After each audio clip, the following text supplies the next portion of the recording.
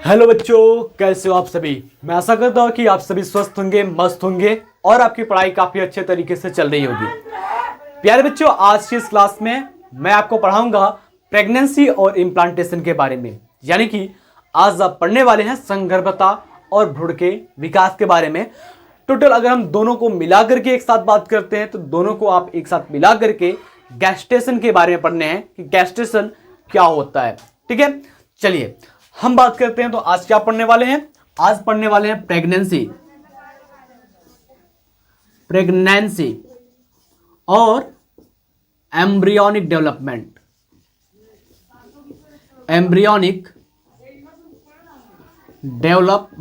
के बारे में।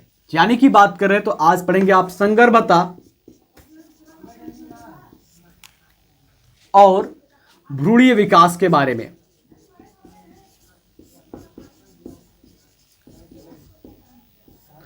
अगर बेटा हम बात करते हैं प्रेगनेंसी और एम्ब्रियोनिक डेवलपमेंट को साथ में मिलाकर बोले तो साथ में हम क्या बोलते हैं? इसको एक साथ मिलाकर के इसको बोले तो इसको हम कहते हैं gestation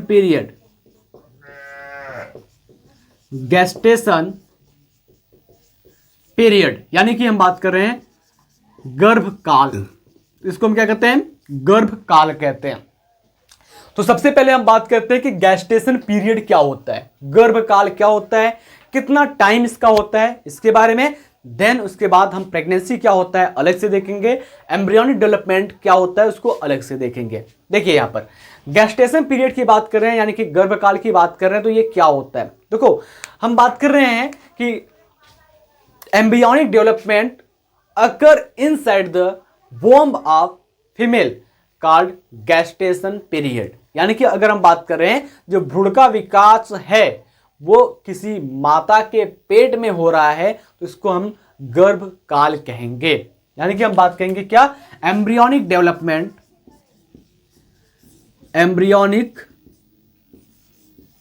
development occur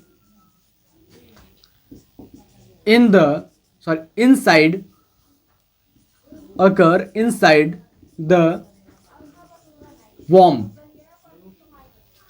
of a woman called gestation period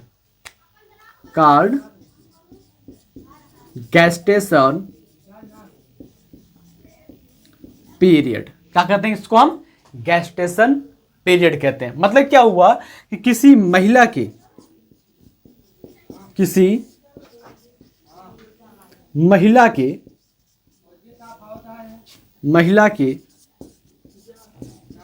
पेट में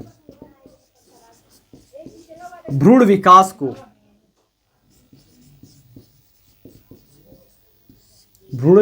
को गर्भकाल कहते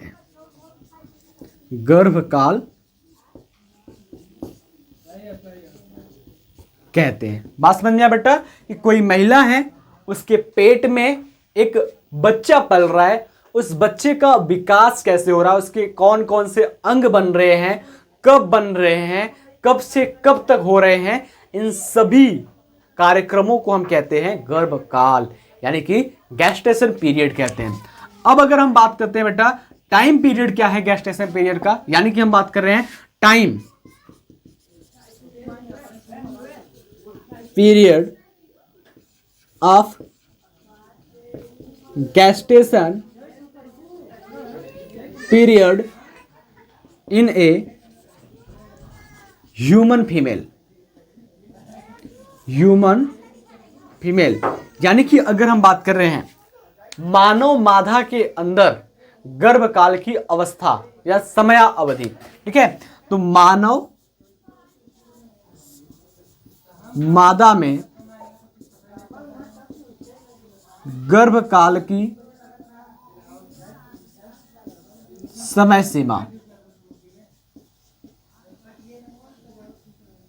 गर्भकाल की समय सीमा की बात कर रहे हैं तो क्या हो जाता है भाई?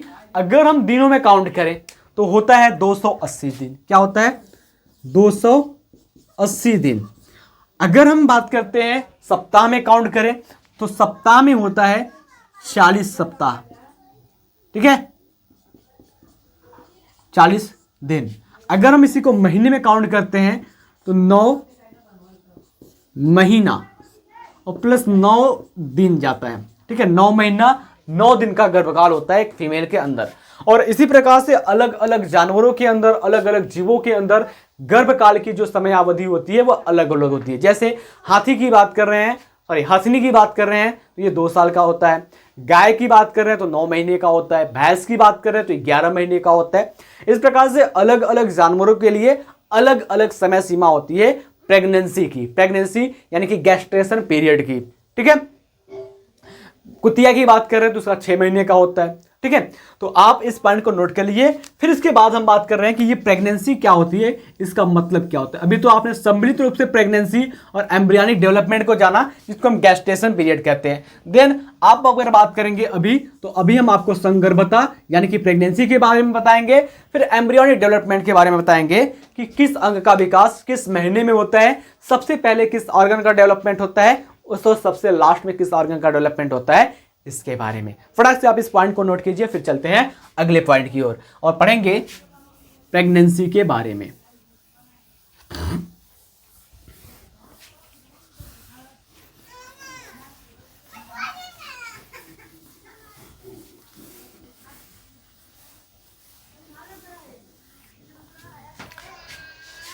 अब देखो, लास्ट क्लास में हमने क्या पढ़ा था आपको, निषेचन और अंतररोपण यानी कि फर्टिलाइजेशन और इम्प्लांटेशन के बारे में मैंने आपको बताया था। फर्टिलाइजेशन में मैंने बताया था कि जब मेल गैमेट और फीमेल गैमेट आपस में फ्यूज करते हैं और जाइगोट का फॉर्मेशन होता है तो इसको हम कहते हैं फर्टिलाइजेशन यानी कि निषेचन करते हैं नर और मादा युग्मक के संलयन को। आगे हमने उसके बाद बताया था कि जब जाइगोट बन जाता है, उस जाइगोट के अंदर क्या होता है, जब क्लीवेज होता है यानी कि विदलन की प्रक्रिया होती है। उस विदलन का मतलब क्या होता है कि जब एक डिप्लॉइड जाइगोट यानी कि द्विगुणित युग्मनज में जब कोशिका विभाजन होता है तो उसको हम क्या कहते हैं, विदलन यानी कि क्लीवेज कहते हैं। उस क्लीवेज के दौरान जाइगोट जो होता है 2 सेल में बढ़ता है, 2 से 4 सेल, 8 सेल, 16 सेल, 32 सेल बढ़ता है, जिसको हम कोरक काय कहते हैं, ठीक है, ठीक है, कोरक काय कहते हैं। यानी कि अगर हम बात करते हैं तो उसको हम ब्लास्टोसिस्ट कहते हैं और वही ब्लास्टोसिस्ट जाकर के एंडोस्पर्म के यूटेरस के एंडोमेट्रियम पर चिपक जाता है, यानी कि गर्भाशय के आंतरिक दीवार पर चिपक जाता है तो इम्प्लांटेशन हो जाता है, भ्रूण का रोपण हो जाता है। देन इम्प्लांटेशन के बाद वाली जो प्रोसेस होती है, जो चीजें बनती हैं, उसको हम कहते हैं प्रेगनेंसी। और प्रेगनेंसी जब हो जाती है 1 महीने की, फिर उसके बाद डिजिट्स बनते हैं, ऑर्गन्स बनते हैं, अंग बनते हैं, तो उसको हम कहते हैं एम्ब्रियोनिक डेवलपमेंट। उसी को हम आज समझने वाले हैं। अब अगर हम बात कर रहे हैं बेटा, जब इम्प्लांटेशन हो गया, भ्रूण का रोपण हो गया, ठीक है, जैसे अगर हम बात कर रहे हैं, ये क्या है, एक फीमेल रिप्रोडक्टिव सिस्टम है। ये क्या है, फीमेल रिप्रोडक्टिव सिस्टम है।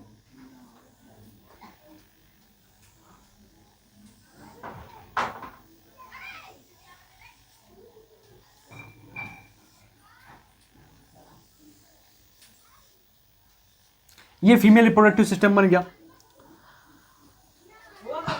अब देखो, यहीं पर इम्प्लांटेशन हुआ था, इम्प्लांटेशन यहीं पर हुआ था। तो अब अगर हम बात कर रहे हैं इम्प्लांटेशन के बाद वाली अवस्था में, हम बात कर रहे हैं अंतररोपण के बाद वाली अवस्था में क्या कर रहे हैं, भ्रूण का विकास हो रहा है। तो अब अगर हम बात करते हैं, यहां पर देखो, जो हमने इम्प्लांटेशन पहले ब्लास्टोसिस्ट बना था, इस प्रकार से आप यहां से समझोगे तो आपको अपने आप यहां की चीजें समझ में आ जाएगी। ब्लास्टोसिस्ट बना था, तो ब्लास्टोसिस्ट में क्या था, कुछ कोशिकाएं बाहर की ओर आ गई थी, इस प्रकार से कुछ सेल क्या थे, बाहर की ओर आ गए थे, अरेंज हो गए थे, जिसको हमने एक अलग नाम दिया था, ट्रोफोब्लास्ट। ट्रोफोब्लास्ट नाम दिया था।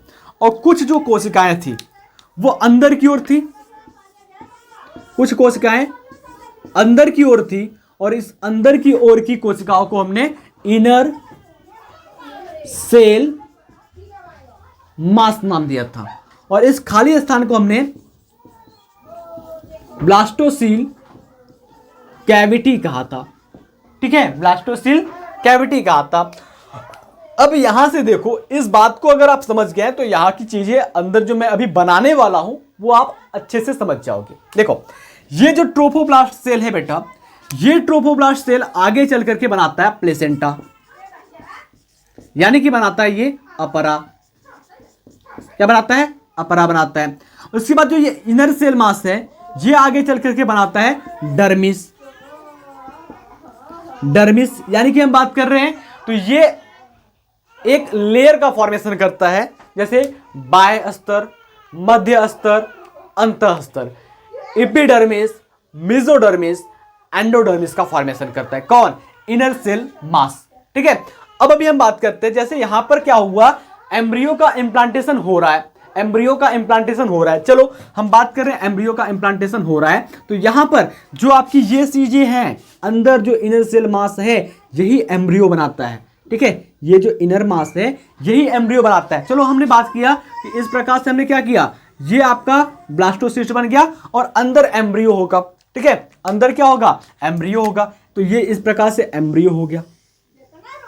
इस प्रकार से क्या होगा? ये एम्ब्रियो हो गया। इस प्रकार से क्या हो गया? ये एम्ब्रियो हो गया। अब इसके बाद जो बाहर की सेल है ट्रोफोब्लास्ट, जो यहां पर लगी थी, ये ट्रोफोब्लास्ट सेल थी जो प्लेसेंटा बनाएंगी। सबसे पहले ये क्या करती है, ये एक फिंगर के जैसी स्ट्रक्चर बनाती है। इस प्रकार से ये एक फिंगर के जैसी इस प्रकार से स्ट्रक्चर बनाती है, जिसको हम माइक्रोविलाई कहते हैं, यानी कि जरायुज अंकुरक के नाम से जानते हैं। ठीक है, ये एक अंगुली के जैसी संरचना बनाती है, जिसको हम माइक्रोविलाई कहते हैं। अभी हम आपको सब कुछ क्लियर करके बताएंगे, बस आप वीडियो को पूरा अंत देखिएगा। ठीक है, ये माइक्रोविलाई बना लिया। ठीक है, जिसको एनसीईआरटी में लिखा हुआ है प्लेसेंटल विलाई, और लाइन में लिखा हुआ है कि जो इम्प्लांटेशन होता है, इम्प्लांटेशन के जस्ट बाद जो आपका ये ट्रोफोब्लास्ट सेल होता है, वो पहले माइक्रोविलाई बनाता है। क्या बनाता है? माइक्रोविलाई बनाता है। और वो माइक्रोविलाई जो होता है वो यूटेराइन टिश्यू, यानी कि गर्भाशयी ऊतक और यूटेराइन ब्लड या मैटरनल ब्लड के साथ, यहां पर क्या होगा? ब्लड। रेड मार्कर नहीं है, इसी से मैं बना देता हूं। ठीक है, ब्लड के साथ क्या करता है? संपर्क बनाता है। ब्लड के साथ ये क्या करता है? संपर्क बनाता है।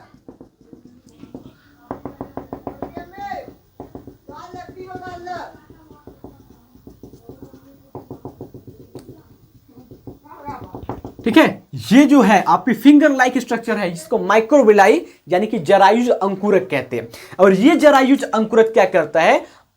यूटेराइन टिश्यू यानी कि गर्भाशयी ऊतक और मैटरनल ब्लड यानी कि मातृ रुधिर के साथ क्या करता है?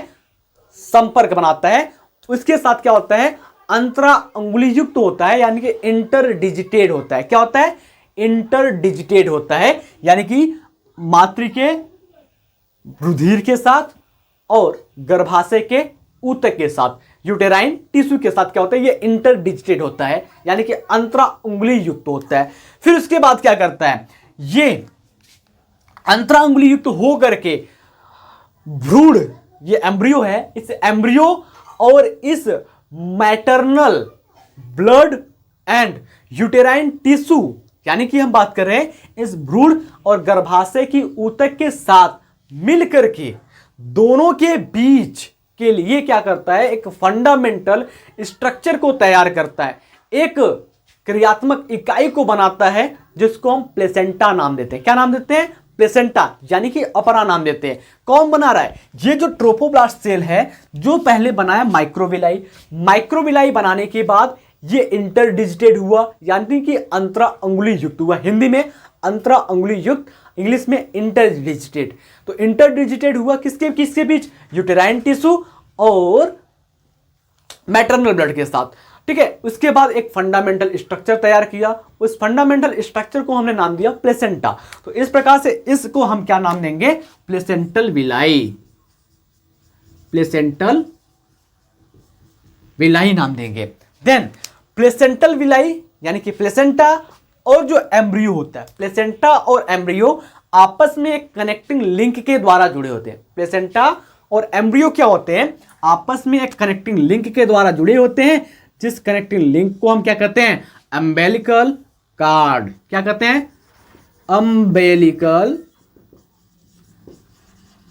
कार्ड कहते हैं। क्या कहते हैं? अम्बेलिकल कार्ड कहते हैं, यानी कि पीतक कोश के नाम से जानते हैं। क्या कहते हैं? पीतक कोश, हिंदी में पीतक कोश, अंग्रेजी में अम्बेलिकल कार्ड।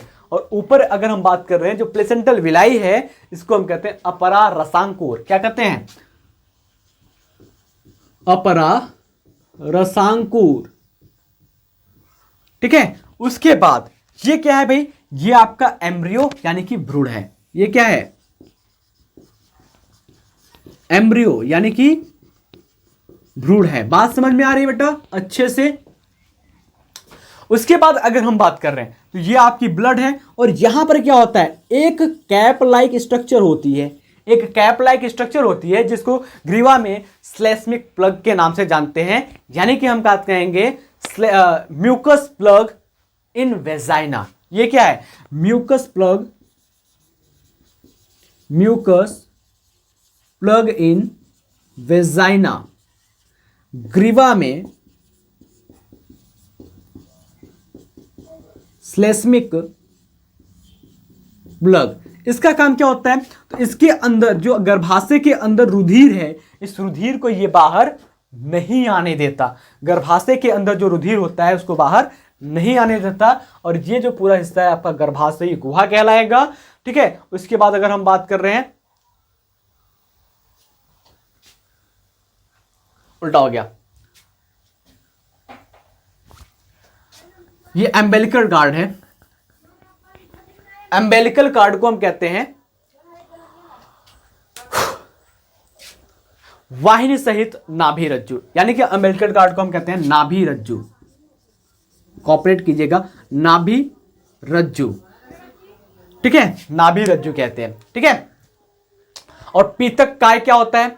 सॉरी, पीतक कोश क्या होता है? यहीं पर क्या होता है? एक संरचना पाया जाता है इस प्रकार से, इसको हम पीतक कोश कहते हैं। पीतक कोश कहते हैं। ठीक है। ये बातें समझ में आई आपको अच्छे से? तो अब अगर हम बात करते हैं जो चीजें हैं यहां पर, उस चीजों को लिख करके समझ ले थोड़ी सी, तब आगे की ओर हम बढ़ेंगे। प्लेसेंटा से कौन सा हार्मोन्स निकलता है? एम्ब्रियो में किस अंग का डेवलपमेंट सबसे पहले होता है? सबसे आखिरी में कौन सा होता है? उसके बारे में बात करेंगे। तो ये डायग्राम आपका पूरी तरह से तैयार है। अब बात करना है जो चीजें हमने यहां पर बताई है उस चीजों को इस बोर्ड पर लिख करके समझने की। ठीक है, ताकि आपको एक प्रॉपर तरीके से नोट्स भी मिल सके।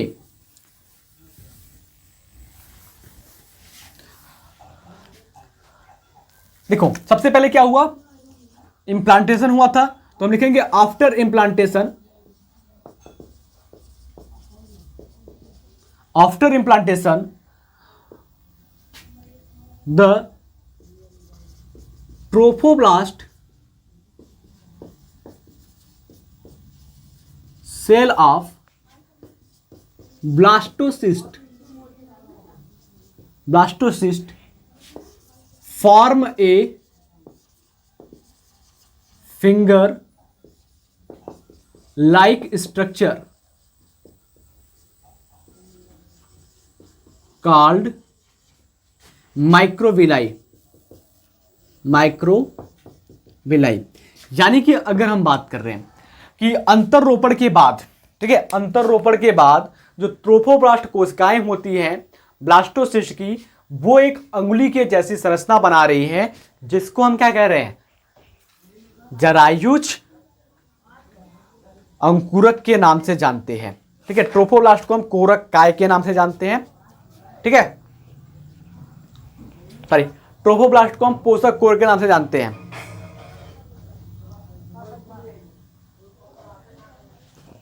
देखो यहां पर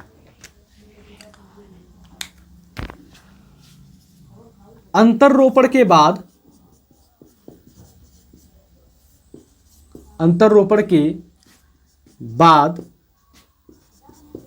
पोषक कोर यानी कि ट्रोफोब्लास्ट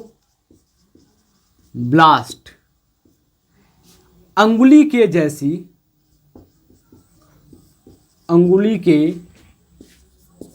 जैसी संरचना का निर्माण करती है, जिसे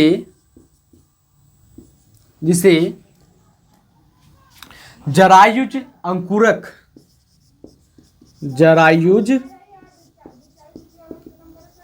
अंकुरक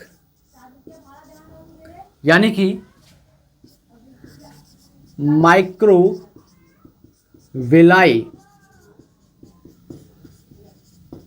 कहते हैं।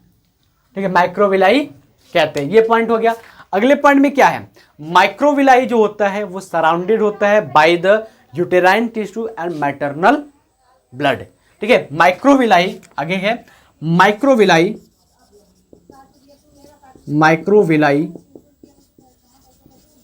Surrounded by the uterine tissue and maternal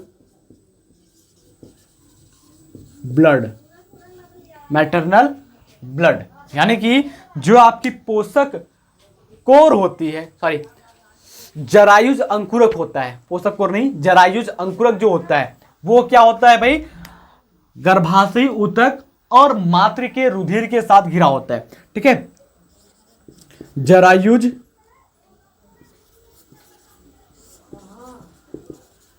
अंकुरक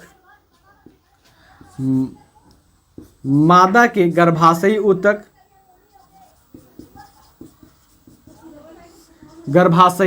ऊतक तथा मातृरुधिर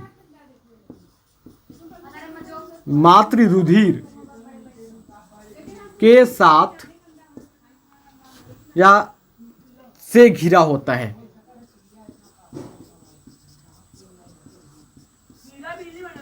घिरा रहता है। समझ में आया आगे।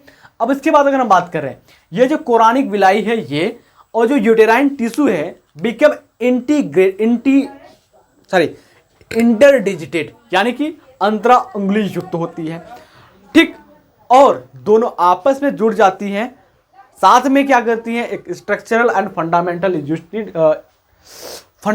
यूनिट डेवलप करती हैं, बनाती हैं, जिसको हम कहते हैं प्लेसेंटा। यानी कि हम लिखेंगे chorionic villi and uterine tissue became interdigited with each other and form a structural and fundamental unit between the developing embryo and maternal blood called placenta. तो क्या लिखेंगे हम कि microvilli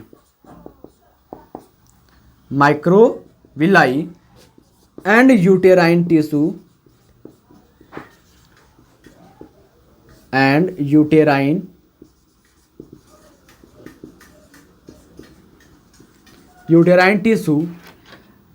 interdigited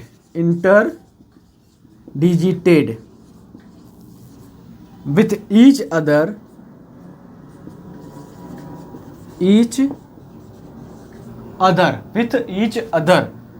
and form a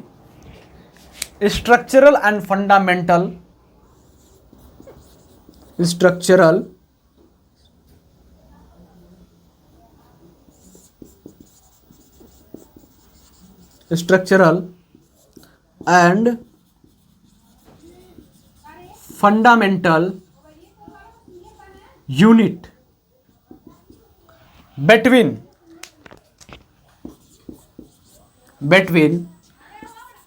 developing embryo and maternal blood. ठीक है, जो embryo develop कर रहा है उसके और जो माता का रुधिर है उसके बीच क्या करती है, ये दोनों एक क्रियात्मक और संरचनात्मक इकाई का निर्माण करती हैं, जिसको हम प्लेसेंटा कहते हैं। तो अब हम क्या कहेंगे, जो जरायुज अंकुरक होता है वो संयुक्त रूप से परिवर्धनशील भ्रूण और मातृकोशिका के बीच क्या करती है, एक क्रियात्मक और संरचनात्मक इकाई बनाती है, जिसको हम क्या कहते हैं, प्लेसेंटा कहते हैं। तो लिखेंगे हम क्या कि जरायुज अंकुरक, लिखेंगे नीचे से जरायुज अंकुरक, जरायुज अंकुरक तथा जरायुज अंकुरक तथा गर्भाशयी ऊतक, गर्भाशयी ऊतक आपस में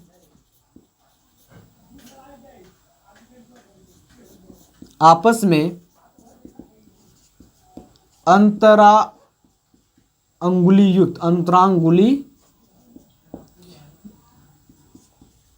युक्त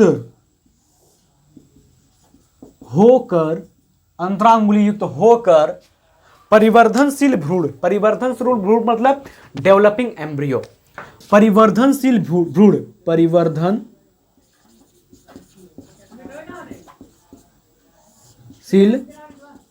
भ्रूण एवं परिवर्धनशील भ्रूण एवं मातृरुधिर के मध्य एक संरचनात्मक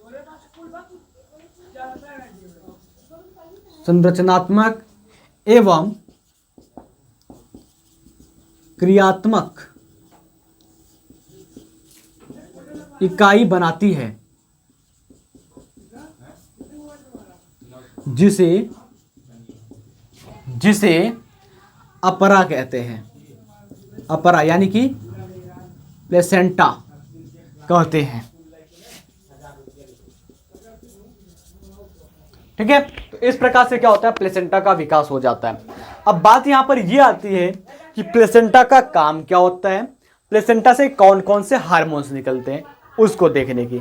तो फटाक से आप इस पॉइंट को नोट कीजिए, जो आपके लिए काफी ज्यादा मददगार होगा कंपटीशन के एग्जाम में और आपके बोर्ड के एग्जाम में। फटाक से आप इस पॉइंट को नोट कीजिए, फिर इसके बाद हम आगे की पॉइंट को आपको बताएंगे।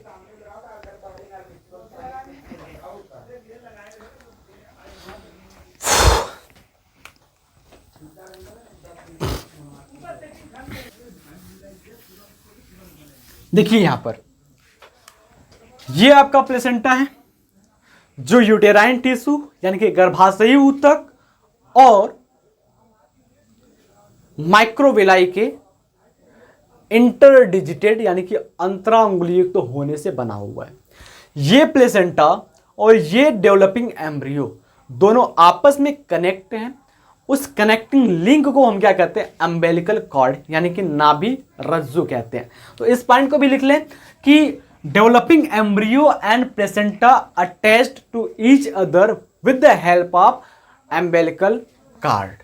ये चीजें हम लिख सकते हैं कि नहीं लिख सकते हैं, लिख सकते हैं ना भाई। आगे बात करते हैं, जो डेवलपिंग एम्ब्रियो है और प्लेसेंटा है, ये दोनों आपस में क्या होते हैं, अटैच्ड होते हैं,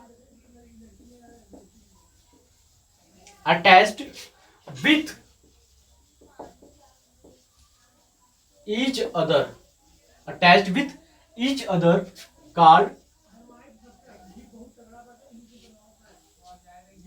attached with each other with the help of umbilical cord।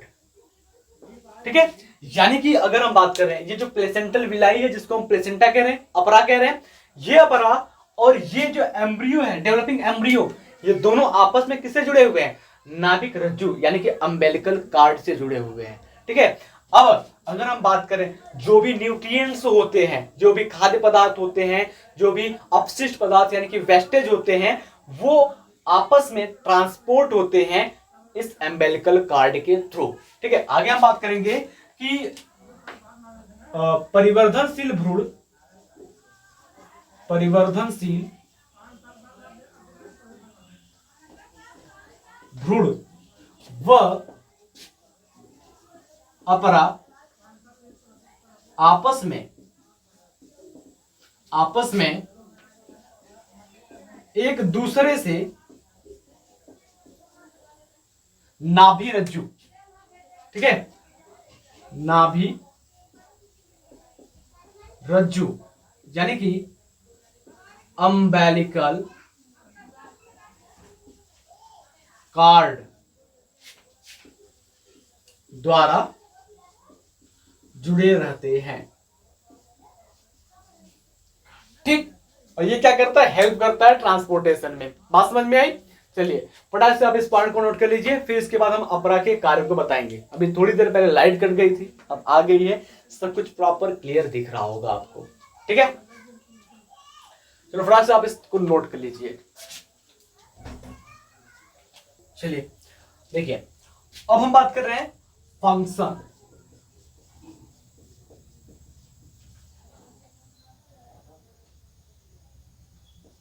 Of placenta यानी कि अपरा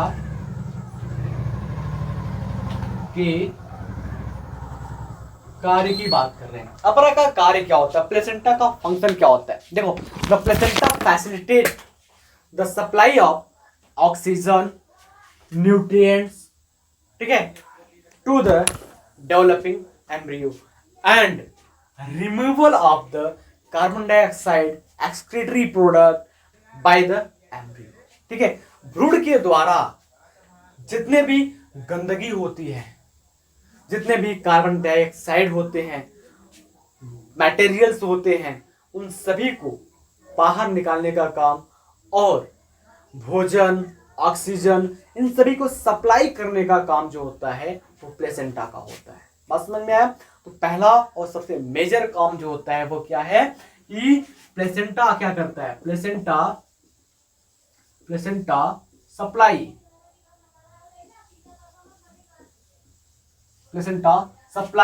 the oxygen,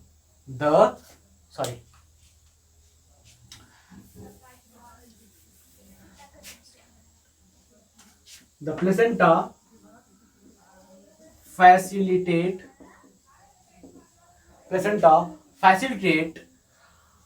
the supply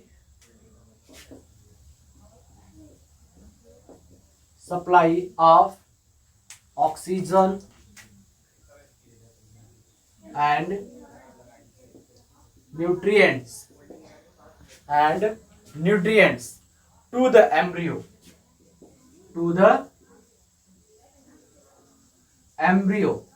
and remove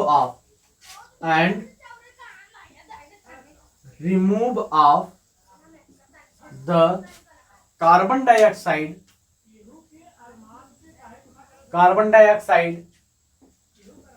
excretory material from the embryo या by the embryo।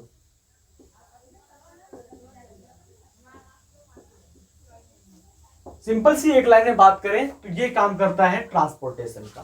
किसके ट्रांसपोर्टेशन का? कार्बन डाइऑक्साइड वेस्टेज और oxygen nutrients का। ठीक है, तो यानी कि हम बात कर रहे हैं कि जो भ्रूण होता है, ठीक है, भ्रूण को जो खाना पानी मिलता है, ऑक्सीजन मिलता है, ये प्लेसेंटा के द्वारा मिलता है। ये चीजें मैं बता रहा हूं। देखिए, अपरा वृद्धि कर रहे भ्रूण को ऑक्सीजन तथा पोषण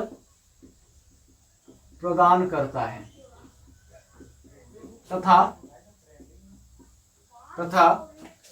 कार्बन डाइऑक्साइड व अपशिष्ट पदार्थ को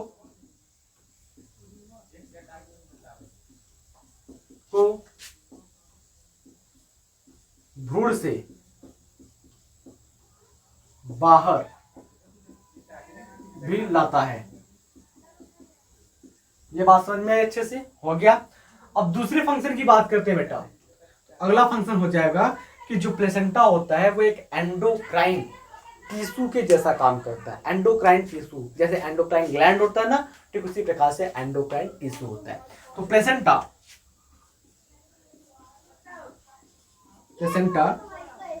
act as endocrine tissue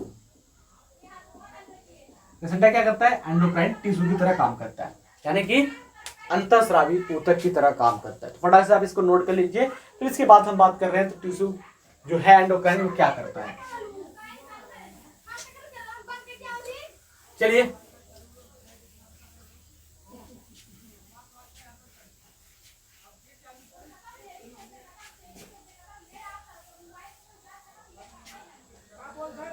placenta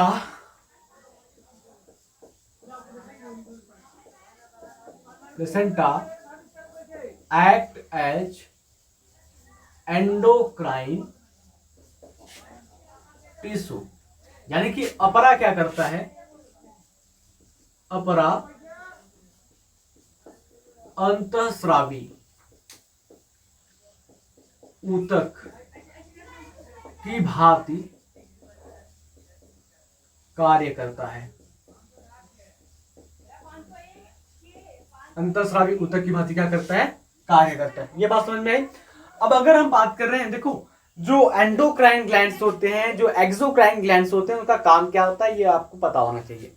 जितने भी एक्सोक्राइन ग्लैंड्स होते हैं वो सिक्रेट करते हैं एंजाइम को, जितने भी एंडोक्राइन ग्लैंड्स होते हैं वो सिक्रेट करते हैं हार्मोन को। तो ये प्लेसेंटा क्या है भाई, एक एंडोक्राइन टिश्यू है। तो ये भी एंडोक्राइन ना, एंडोक्राइन का मतलब ही होता है आंतरिक या अंतःस्रावी, ठीक है। तो जितने भी एंडोक्राइन होते हैं वो सभी क्या करते हैं, हार्मोन का सिक्रेशन करते हैं। तो प्लेसेंटा भी क्या करता है, हार्मोन का सिक्रेशन करता है, ठीक है। तो अब इसका मतलब क्या हो जाएगा, प्लेसेंटा सिक्रीट द हार्मोन, ठीक है। प्लेसेंटा सिक्रीट द हार्मोन, यानी कि हम बात कर रहे हैं प्लेसेंटा सिक्रीट हार्मोन। प्लेसेंटा क्या करता है, हार्मोन का स्राव करता है, यानी कि अपरा हार्मोन का स्राव करता है। अपरा क्या करता है, हार्मोन का स्राव करता है। इस बात को आप नोट कीजिए। अब अगर हम बात कर रहे हैं तो किस किस हार्मोन्स का स्राव होता है अपरा से, उसको देखते हैं। नंबर 1 पर अगर हम बात कर रहे हैं तो नंबर 1 पर जो प्लेसेंटा होता है वो सिक्रेट करता है HCG, ह्यूमन कोरियोनिक गोनाडोट्रोपिन, ठीक है। कौन सा, HCG, जिसको कहते हैं ह्यूमन कोरियोनिक, स्पेलिंग थोड़ा सा मिस्टेक है, ह्यूमन कोरियोनिक गोनाडोट्रोपिन, ठीक है। ह्यूमन कोरियोनिक गोनाडोट्रोपिन, ये चीजें आप अगर हिंदी मीडियम वाले भी लिखेंगे कोई दिक्कत नहीं है। दूसरा सिक्रेट करता है ये HPL, human placental lactogen, human placental lactogen, human placental lactogen hormone का सिक्रेट करता है। फिर उसके बाद अगर हम बात करते हैं ये किसका करता है, तो ये और हार्मोन का सिक्रेट करता है जिसका नाम है एस्ट्रोजन, प्रोजेस्ट्रॉन, ठीक है। एस्ट्रोजन, प्रोजेस्ट्रॉन और प्रोजेस्टेजन, ठीक है। इस प्रकार के ये हार्मोन का सिक्रेशन करता है।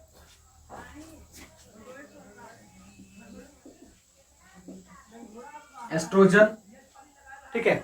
थोड़ा सा वेट कीजिए, एक हार्मोन है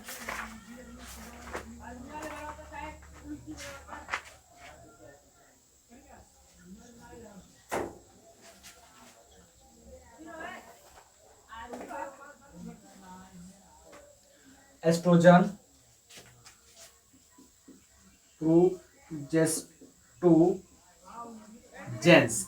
प्रोजेस्टोजेंस और प्रोजेस्ट्रॉन दो अलग अलग हार्मोन होते हैं।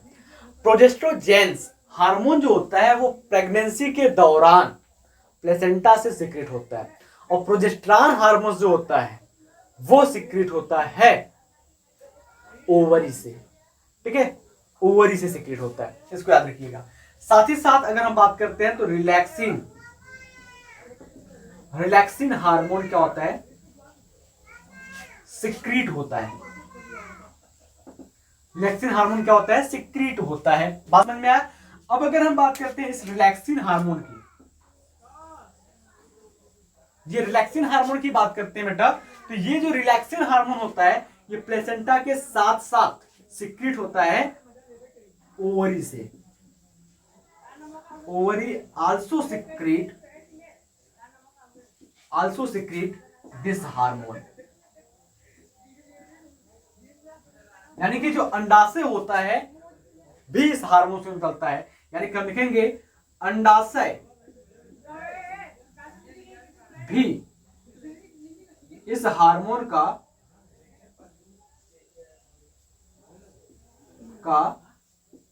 स्राव करती है। बात समझ में आया? तो ये प्लेसेंटा के द्वारा सिक्रीट होने वाले हार्मोन है। इसके अलावा हम बात करते हैं, ये जो आपका HCG है, HPL है, एस्ट्रोजन है, प्रोजेस्टेरॉन है, रिलैक्सिन है, ये सभी जो हार्मोन होते हैं इनके अलावा भी कुछ हार्मोन सिक्रीट होते हैं, जिसको हम प्रोलैक्टिन, कॉर्टिसोल, एस्ट्रोजन और थायरॉक्सिन हार्मोन के नाम से जानते हैं। और ये हार्मोन जो होते हैं वो हमेशा सिक्रीट नहीं होते हैं, ये केवल सिक्रीट होते हैं। ठीक है, सिक्रीट होते हैं प्रेगनेंसी के दौरान। ठीक है, सम अदर हार्मोन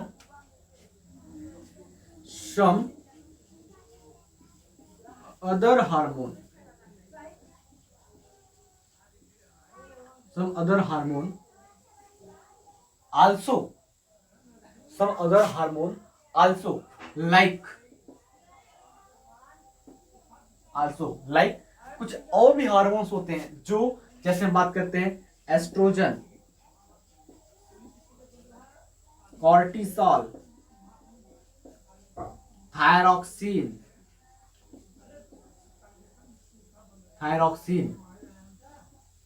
रिलैक्सिन। इन सभी हार्मोन्स की जो मात्रा होती है ना वो मैटरनल ब्लड में भर जाती है। Amount increase in maternal blood. ठीक है, इन सभी हार्मोन्स की अमाउंट जो होती है मैटरनल ब्लड में बढ़ जाती है ड्यूरिंग द प्रेगनेंसी। ठीक है, गर्भावस्था के दौरान, हिंदी में क्या लिखेंगे, गर्भावस्था के दौरान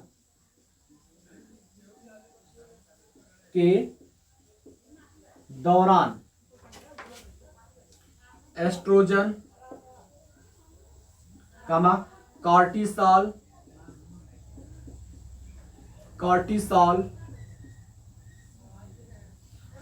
थायरॉक्सिन,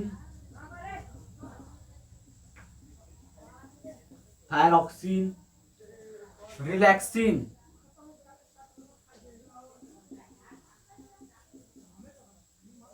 आदि हार्मोन की मात्रा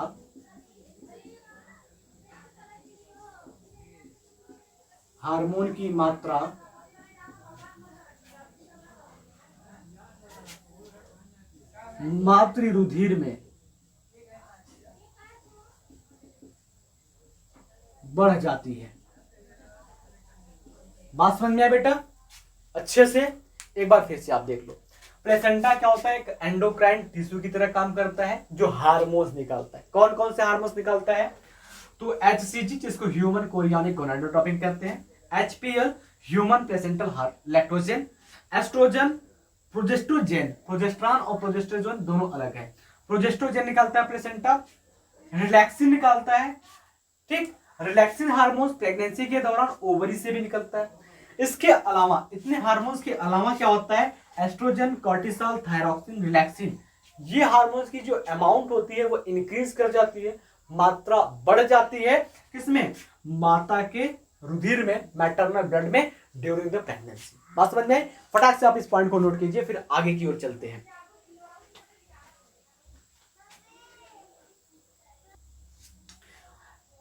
तो इसमें अगर हम बात करते हैं, ये जो हार्मोन सिक्रीट होते हैं, ये हार्मोन्स क्या करते हैं? प्रेगनेंसी को मेंटेन करते हैं। ठीक है, प्रेगनेंसी को मेंटेन करते हैं। अब उसके बाद अगर हम बात करते हैं, जैसे ही इम्प्लांटेशन होता है, जो कि हमने आपको शुरू में बताया था डायग्राम बना करके, जैसे ही इम्प्लांटेशन होता है तो इनर सेल मास जो होता है ब्लास्टोसिस्ट का, वो कन्वर्ट हो जाता है डर्मिस के अंदर, एक्टोडर्मिस, मेसोडर्मिस, एंडोडर्मिस, और जिसको हम स्टेम सेल के नाम से जानते हैं, या फिर हम बात करते हैं इसको टोटीपोटेंट सेल कहते हैं। ठीक है, इनर सेल मास को हम टोटीपोटेंट सेल कहते हैं। क्यों? क्योंकि जो टोटीपोटेंट सेल होता है वो अलग अलग ऑर्गन्स के लिए डेवलपमेंट स्टार्ट करता है, अलग अलग अंगों के विकास के लिए काम करता है। इतनी बातें समझ में आ गई? फटाक से आप इसको नोट कर लीजिए। फिर हम बात करते हैं एम्ब्रियोनिक डेवलपमेंट की। देखो, एम्ब्रियोनिक डेवलपमेंट के, एम्ब्रियो के डेवलपमेंट को 3 भाग में बांटा गया है, यानी कि 3 ट्राइमेस्टर में बांटा गया, 3-3 महीने करके बनाया गया। तो बहुत छोटा सा टॉपिक है, आपको अच्छे से समझ में आएगा। फर्स्ट ट्राइमेस्टर, सेकेंड ट्राइमेस्टर और थर्ड ट्राइमेस्टर, 3 ट्राइमेस्टर में सब कुछ खल्लास स्वाहा हो जाएगा आज के इस टॉपिक का। तो फटाक से आप इस पॉइंट को नोट कीजिए। देखो, आखिरी टॉपिक आज के लेक्चर का क्या है? Embryonic development. ठीक है, क्या है? एम्ब्रियोनिक डेवलपमेंट, यानी कि हम बात कर रहे हैं भ्रूणीय विकास। तो इसका मतलब क्या होता है? इसका मतलब क्या होता है एम्ब्रियोनिक डेवलपमेंट का बेटा? तो एम्ब्रियोनिक डेवलपमेंट का टोटल मतलब क्या होता है? Development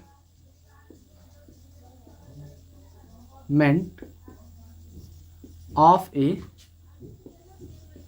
embryo, development of A embryo. जब एम्ब्रियो का डेवलपमेंट होता है तो इसको एक शब्द में हम कहते हैं एम्ब्रियोजेनेसिस। एम्ब्रियोजेनेसिस, ठीक? इस पॉइंट को नोट कीजिए। अब अगर हम बात कर रहे हैं जो ह्यूमन का एम्ब्रियो डेवलपमेंट होता है, एम्ब्रियोनिक डेवलपमेंट जो ह्यूमन का है, इसको 3 पार्ट में बांटा गया है, यानी कि 3 ट्राइमेस्टर्स में बांटा गया है। कौन कौन से ट्राइमेस्टर्स है उसको हम बात कर लेते हैं। देखो, फर्स्ट ट्राइमेस्टर, हमको पता है कि जो ह्यूमन का प्रेगनेंसी होता है वो 9 महीने का होता है। उस 9 महीने को 3 भाग में बांटा गया। फर्स्ट ट्राइमेस्टर, प्रथम तिमाह,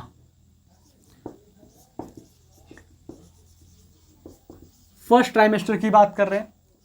ट्राइमेस्टर का मतलब होता है 3 महीना, प्रथम 3 महीना। ठीक है, इसका मतलब क्या हो जाएगा? प्रथम 3 माह। उसके बाद सेकेंड ट्राइमेस्टर, यानी कि द्वितीय 3 माह। उसके बाद आता है थर्ड ट्राइमेस्टर, यानी कि तृतीय 3 माह। इस प्रकार से अगर हम तीनों को जोड़ लें तो टोटल मिलाकर के 9 मंथ, यानी कि 9 महीना हो जाता है।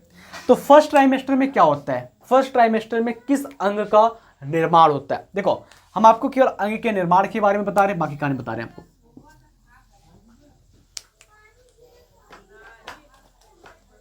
तो फर्स्ट ट्राइमेस्टर की बात करते हैं। तो फर्स्ट ट्राइमेस्टर में क्या होता है? हार्ट का डेवलपमेंट होता है, हार्ट बनता है, हृदय बनता है।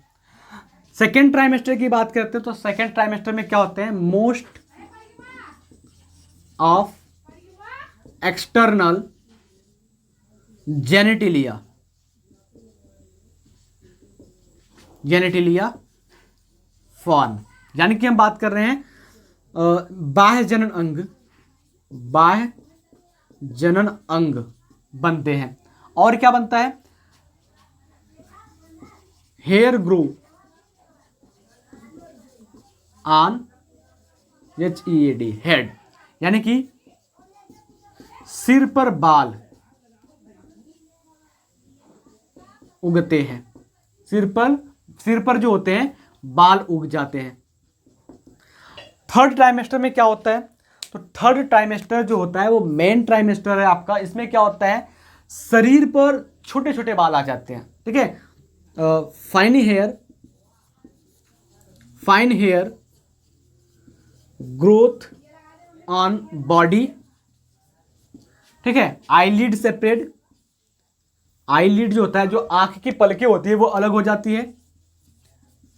Eyelid separate and eyelashes form. Eyelashes का मतलब जो होता है, जो आपकी आंख की लेंस होती है वो बन जाती है। ठीक है, तो इसका मतलब क्या हो जाएगा, शरीर पर